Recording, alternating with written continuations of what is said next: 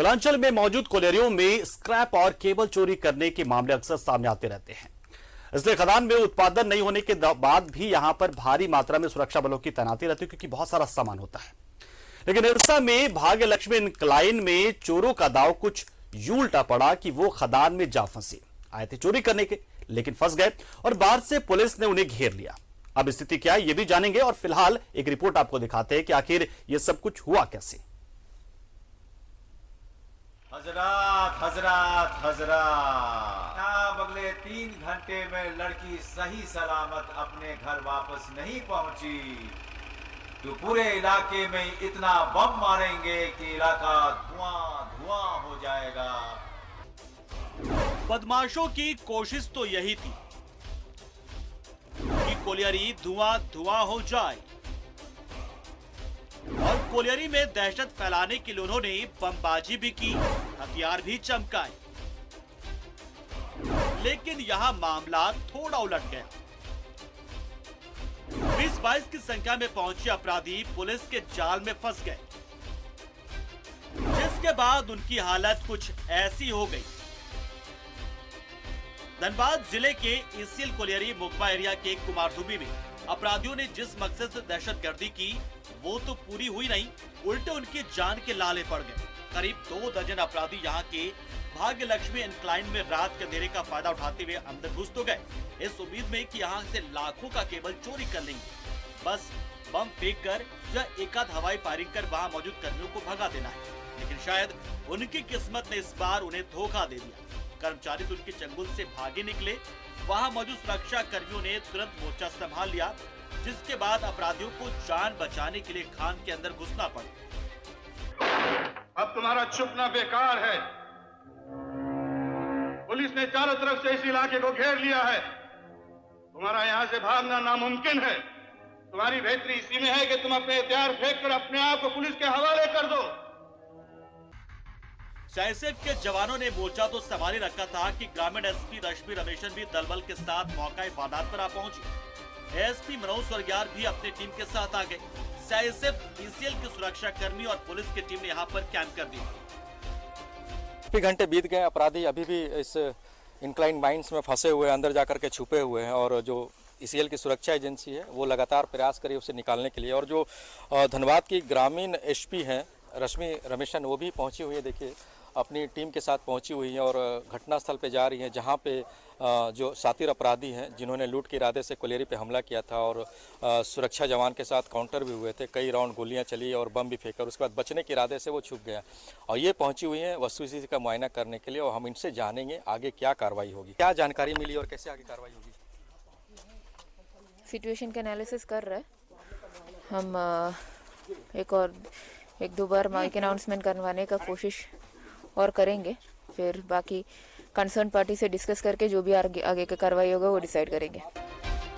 वरीय अधिकारियों ने कई दौर की वार्ता की ताकि एक्शन पर सहमति बन जाए। बीच बीच में माइकिंग कर अपराधियों को सरेंडर करने की अपील भी की जाती रही। दूसरी ओर किसी भी तरह के हालात से निपटने के लिए पुलिस की स्पेशल फोर्स और सीआईएसएफ के special unit bullet proof jacket और स्नाइपर के साथ तैयार बैठी थी। लेकिन सब कुछ पुलिस की रणनीति के मुताबिक हुआ और सबने राहत की सांस ली। न्यूज़ 11 भारत के लिए निरसा से दिलीप और राजेश की रिपोर्ट। तो लोगों ने राहत की सांस इसलिए ली है कि यहां पर कोई कैजुअलिटी नहीं हुई। हालांकि जब बमबाजी हुई थी तो घायल हो गए थे कुछ एक सुरक्षा कर्मी, हालांकि बहुत चोटें नहीं आई। लेकिन उसके बाद से पुलिस ने जो मोर्चा संभाला तो इन अपराधियों को, इन चोरों को बैकफुट पर आना पड़ा है और वो खदान में जा घुसे हैं। लेकिन अब स्थिति क्या है ये जानना भी जरूरी है, क्योंकि पूरी रात कैंपिंग हुई, लगातार माइकिंग हुई, कहा गया कि सरेंडर कर दे, कहा कि कानून के हवाले कर दे, पुलिस के हवाले कर दे, लेकिन कोई जानकारी मिल नहीं पाई, कोई रिप्लाई उधर से नहीं आया।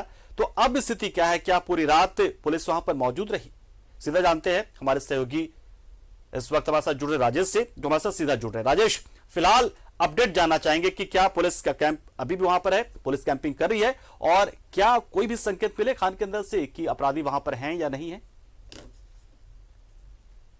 जी बिल्कुल पंकज, जिस तरह से कल दिन भर पुलिस ने वहां पे अपनी मौजूदगी रखी और सिर्फ पुलिस ही नहीं, सीआईएसएफ के जवान और ईसीएल के सुरक्षा कर्मी भी वहां मौजूद रहे हैं और पूरी रात वो लोग वहां मौजूद रहे हैं।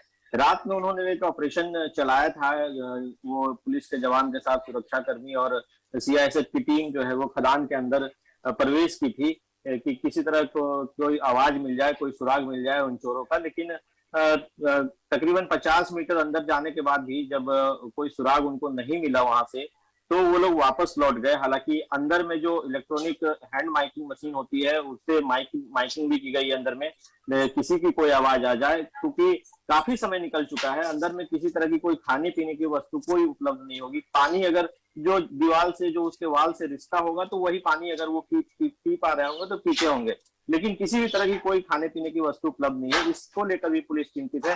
हालांकि पुलिस अपने सारे सुरक्षा इंतजाम के साथ अंदर गई थी, क्योंकि पहले से ही बात आ रही है कि उनके पास हथियार है, काफी खतरनाक हथियार हो सकते हैं उनके पास, तो वो सारे सुरक्षा इंतजाम के साथ मसलन बुलेट प्रूफ जैकेट्स वगैरह ले करके पुलिस गई थी, ताकि अगर कोई भी सुराग मिले तो उन लोगों को बाहर सुरक्षित निकाला जा सके, क्योंकि समय जो है काफी लंबा हो गया है और रात भर पुलिस कैंप कर रही है। अभी पुलिस जो सुबह का नजारा था वहां पे, पुलिस अभी वहीं पे कैंप कर रही है।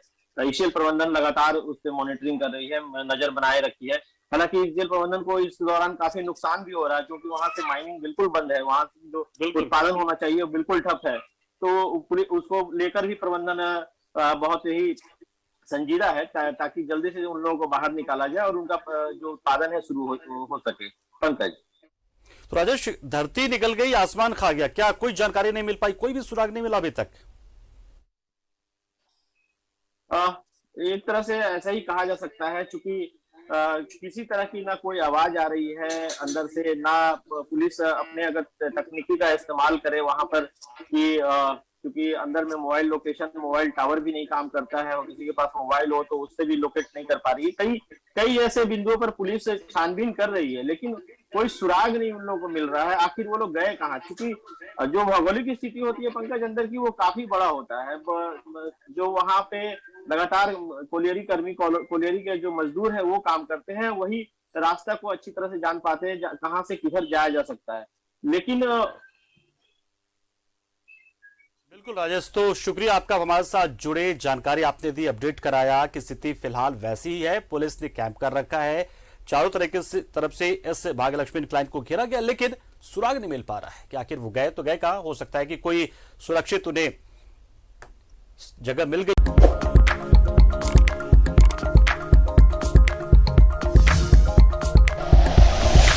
Like and share videos, subscribe करें हमारा चैनल और प्रेस करें बेल आइकॉन। न्यूज़ 11 भारत, सच है तो दिखेगा।